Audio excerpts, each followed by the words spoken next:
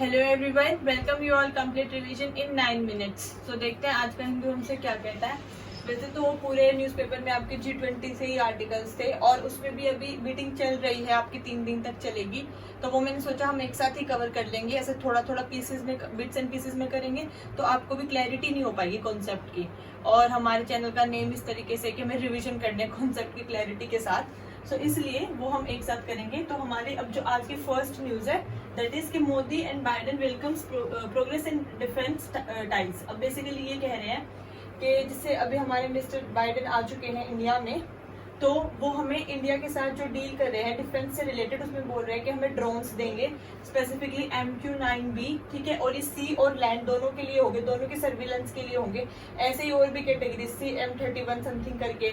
तो बेसिकली हमें ये ध्यान रखना है कि इंडिया और यूएस के जो आपके IR के पॉइंट ऑफ व्यू से रिलेशंस हैं वो क्या है, क्योंकि ये करंट अफेयर की न्यूज है। अब इसका फैक्चुअल देख लेते हैं हम लोग। सो यूएस एंड इंडिया ये आपके IR के पॉइंट ऑफ व्यू से काफी इंपॉर्टेंट है। इंटरनेशनल रिलेशंस हमें पता रहने चाहिए इंडिया और यूएस के।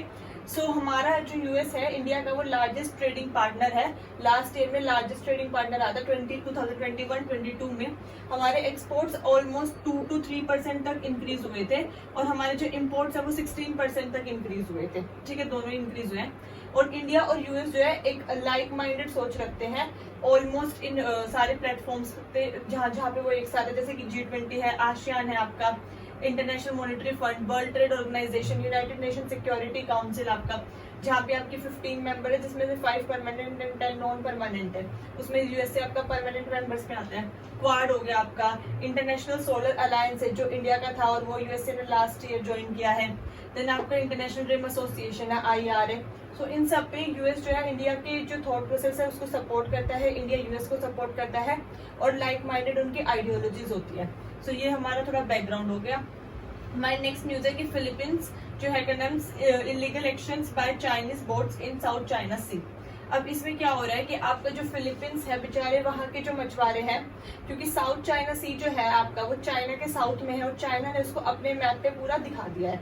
सो बेसिकली वो एरिया है फिलीपींस का और वहाँ की डिफरेंट कंट्रीज का। लेकिन जो वहाँ के मछुआरे होते हैं उन कंट्रीज के, तो चाइना बोलते हैं आप हमारे टेरिटोरियल रीजन में आ गए हो, तो उनको काफी प्रॉब्लम होती है। वो बोलता है ये इलीगल है और चाइना अपनी इलीगल हरकतें कर ही रहा है। तो इसका हमें फैक्चुअल न्यूज पता होना चाहिए। सबसे पहले मैं आपको बता दूं तो ये हमारा साउथ चाइना सी है, यहाँ ऊपर हमारा चाइना है, देन हमारा यहाँ पे आपका नीचे मलेशिया वगैरह हो गया, ठीक है, वियतनाम, मलेशिया, ये आपका मनीला फिलीपींस है, ठीक है। और यहाँ पे ये पूरा साउथ चाइना से है। तो चाइना इज सेइंग कि ये पूरा हमारा है, जबकि आपका जो है टेरिटोरियल जोन्स और EEZ इकोनॉमिक एक्सक्लूसिव जोन को हटा के जो बचेगा कंट्रीज का, वो चाइना के लिए बच सकता है सिर्फ। पर चाइना कह रहा है पूरा ही हमारा है, जो कि गलत बात है। तो अब हम इसका फैक्चुअल पॉइंट देख लेते हैं कि 1982 में आपके जो UN क्लोज होते हैं उन्होंने पर्टिकुलरली हर चीज डिफाइन कर दी थी कि कहाँ तक आपका टेरिटोरियल सी रहेगा, कहाँ तक आपका कॉन्टेजियस जोन रहेगा और कहाँ से आपका EEZ और हाई सी शुरू होगा, ठीक है। अब हम वो देख लेते हैं क्या है फैक्चुअल पॉइंट। और इसके ऊपर हर पेपर में आपको एक ना एक बारी क्वेश्चन किसी न किसी शिफ्ट में मिल ही जाएगा, क्योंकि बच्चे इसी में कंफ्यूज रहते हैं कौन सा टेरिटोरियल जोन है, कौन सा कॉन्टेजियस जोन है। तो वो मैं क्लियर कर देती हूँ। देखो ये हमारी बेस लाइन है। सबसे पहले बेस लाइन से आगे 12 नॉटिकल माइल्स तक हमारा टेरिटोरियल सी रहता है। TS मैंने लिख दिया, ठीक है, टेरिटोरियल सी बोलते हैं इसको। उसके बाद 12 नॉटिकल माइल्स की लाइन से लेके, ये टेरिटोरियल सी वाली से लेके आगे 12 नॉटिकल माइल्स तक हमारा कॉन्टेजियस जोन रहेगा, दैट इज CZ रहेगा, ठीक है। उसके बाद हमारा बेस लाइन से और आगे 200 नॉटिकल माइल्स तक हमारा EEZ रहता है, that is economic exclusive zone, ठीक है। और उसके बाद हमारा हाई सी होता है फर्दर। तो जो हाई सी होता है इसमें आपको परमिशन होती है, विदाउट किसी कंट्री की परमिशन के आप इजीली मूव कर सकते हो। लेकिन इसके अंडर तक, मतलब ये EEZ तक, कॉन्टेजियस जोन, टेरिटोरियल सी, यहाँ तक आपको जिस कंट्री में आपको इनसाइड जाना है उसकी परमिशन लगती है। तो यही वो मुद्दा यहाँ पे आपका चल रहा है। तो बेसिकली आपको इस तरीके से याद रखना है TSCZ, ठीक है, ये TSCZ, ताकि आप लोग कंफ्यूज ना हो। सबसे पहले 12 नॉटिकल माइल्स तक टेरिटोरियल सी, देन उसके 12 नॉटिकल माइल्स तक आपका कॉन्टेजियस जोन, ठीक है। और ये जरूर ध्यान रखना जो आपकी टेरिटोरियल सी की लाइन है, मैंने वहां से 12 नॉटिकल माइल्स बोला कॉन्टेजियस जोन के लिए, ठीक है। और बेस लाइन से पूरा आगे तक आपका EEZ रह जाएगा, ठीक है।